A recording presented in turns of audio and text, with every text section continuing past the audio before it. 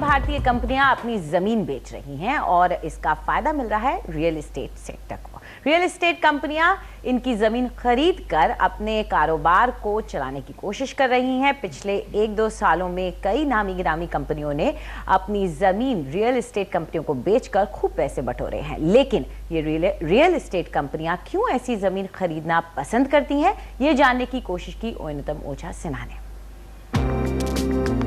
दुनिया की सबसे ज्यादा आबादी वाले मुल्क में जमीन महंगी है और देश की सबसे बड़ी कंपनियों के लिए और भी महंगी होती जा रही है। जिनके पास जमीन है वो उन्हें बेचकर खूब मुनाफा कमा रहे हैं। मुंबई को ही लें, इस शहर में जमीन की सबसे ज्यादा कमी है और यहीं सबसे ज्यादा सौदे भी हुए हैं। नाइट फ्रैंक एशिया पैसिफिक के prime Asia development land index के मुताबिक पिछले 2 साल में प्राइम रिहायशी जमीन के दाम 35.2% तक बढ़े हैं। तो हैरानी की बात नहीं कि कॉर्पोरेट्स जमीन का सौदा कर रहे हैं।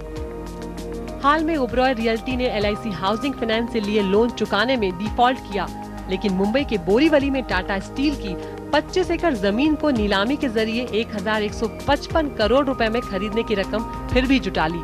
अजीब बात यह है कि टाटा हाउसिंग ने अपनी ग्रुप कंपनी की जमीन खरीदने के बजाय ठाणे में KEC इंटरनेशनल से 214 करोड़ रुपए में 7.4 एकड़ का प्लॉट खरीदा। पिछले साल जब मंदी की मार साफ थी, तब पेनिनसुला लैंड ने भाईखला में 650 करोड़ रुपए में 5 एकड़ जमीन खरीदी। मुंबई स्थित हीरा व्यापारी दिलीप लेकी ने 350 करोड़ रुपए में कैडबरी हाउस खरीदकर रियल एस्टेट कारोबार में कदम रखा है। मुंबई स्थित real estate developer Runwal group ने वर्ली में ABG शिपयार्ड लिमिटेड की 245 करोड़ रुपए में 2 एकड़ जमीन खरीदी।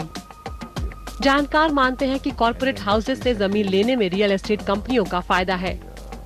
कॉर्पोरेट साइड ने लैंड बेचा है, इनवेरिएबली रियल एस्टेट डेवलपर्स उसको खरीदते हैं। उसका बहुत अच्छा यूज है, उनको बहुत फायदा है। फॉर रियल एस्टेट डेवलपर ये बेसिक बिल्डिंग ब्लॉक होता है उनका, ये एक रॉ मटेरियल है उनके लिए अपना प्रोडक्ट करने के लिए। The asset quality that you get, जो आप लैंड खरीद रहे हैं कॉर्पोरेशन से, बहुत अच्छी क्वालिटी का होता है, क्योंकि वो आपको कॉर्पोरेट साइड से आ रहा है, क्लीन होगा, टाइटल उसका क्लियर होगा, उसमें कोई जनरली स्पीकिंग कोई लिटिगेशन नहीं होगी, कोई चैलेंज नहीं होगा। आपको जॉइंट डेवलपमेंट, जॉइंट वेंचर करने की कोई ज़रूरत नहीं है। आपको outright as is where as basis में फ्री होल्ड प्रॉपर्टी मिलती है। So I think real estate developers को बहुत फायदेमंद होता है। ऐसी कंपनियां भी हैं जिन्होंने चढ़ते बाजार के वक्त दिल्ली के NCR इलाके में अंधाधुंध जमीनें खरीदी और अब उन्हें अपना कर्ज चुकाने के लिए पुरानी जमीनें बेचनी पड़ रही हैं। ये चलन 2012 से शुरू हुआ था और 2014 की पहली तिमाही में भी जारी है। DLF ने मुंबई के वर्ली में लोधा ग्रुप को 2,727 करोड़ रुपए में 17 एकड़ जमीन बेची। पार्श्वनाथ ने दिल्ली के कनॉट प्लेस में 1.18 एकड़ जमीन के लिए 700 करोड़ रुपए खर्च किए। गॉडसंस इंडिया ने ग्रेटर नोएडा में JP ग्रुप से 1,500 करोड़ रुपए में 300 एकड़ जमीन ली। बिल्डरों का कहना है कि मंदी के कारण कम बिक्री और पैसों की जरूरत ने कंपनियों को अपनी जमीनें बेचने पर मजबूर किया है। सर्विस करने के लिए प्रोजेक्ट को चलाना जरूरी है।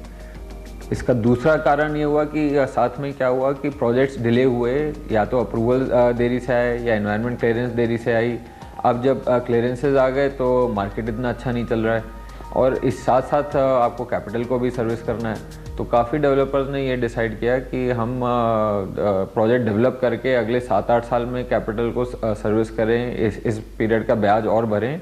इससे बेहतर ये है कि हम लैंड को एज इट इज़ किसी दूसरे डेवलपर को, जिसके पास अभी इतना डेट नहीं है, वो ले ले और हम अपने कैपिटल को एग्जिट दे दें। नई दिल्ली से ओयनतम ओझा, NDTV।